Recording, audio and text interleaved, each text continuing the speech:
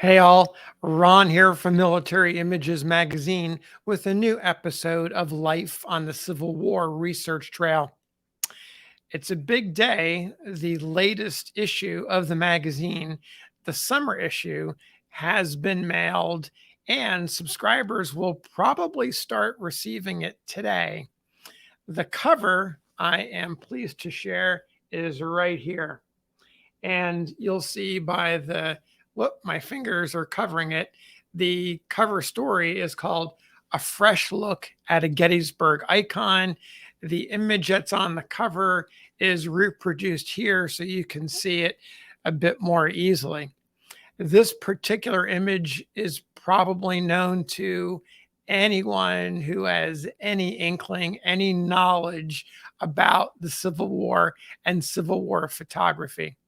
It was taken in mid July of 1863, maybe a week or less than 2 weeks after the battle, by two of Matthew Brady's photographers who made their way as quickly as they could to get original images of the battlefield as early as they could and get them back to Washington so they could be mass produced and sent out for purchase by collectors, by the general public. And so the first set of images were 14 photographs from the battlefield from that original shoot, and they were offered as stereo cards. And what you see here is half of one of those stereo cards. And for those of you who are not familiar with stereo cards, they're part of stereograph photography, which is to say there were two images side by side, 15 degrees apart. You would put them in a little bit of a holder and look through a glass, and you would get a 3D effect. And so this image was intended originally to be seen in 3D. What makes this particular image, this particular print really special, and the reason I put it on the cover is because it truly is one of those first original sets of 14 stereo cards that were sold to the public. How do I know this? Because this image and the other 13 are in the Wisconsin Historical Society collection.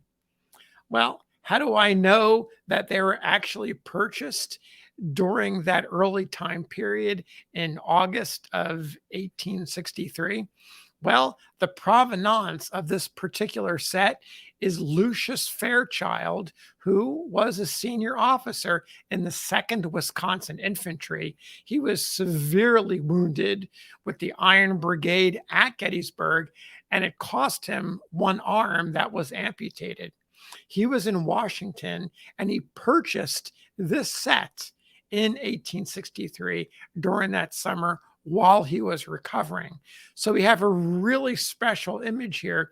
And if you look closely, you'll see that it is completely intact. There's been no damage, there's been no manipulation to the photograph at all. You can see the background, you can see the horizon line. If you look closely at later images, you'll see where photographers or others have retouched the image. This one is in perfect condition. And so, again, that's how I got to put it on the cover. It's just a historically significant copy of an icon. Now, one more thing I want to mention. Why did I even come to put this story on the cover of the magazine and make it the cover story? Well, it has to do with Paul Bolchik. Paul is not a collector, but he is extremely interested in Civil War photography. And he approached me a couple of years ago about doing the story. So we've worked together since that time, little by little, to basically explore, to re-examine, to take a fresh look at this image.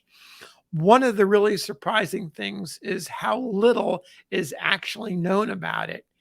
And as you'll read in Paul's story, there's a lot to be learned. There's a lot to be learned. There's a lot that really hasn't been discussed about this image in 160 years since it's been released to the public.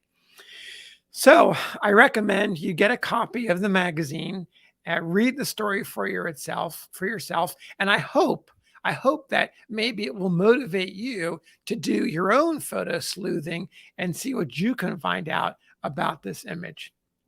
So that's it for now. We'll see you on the next episode of Life on the Civil War Research Trail.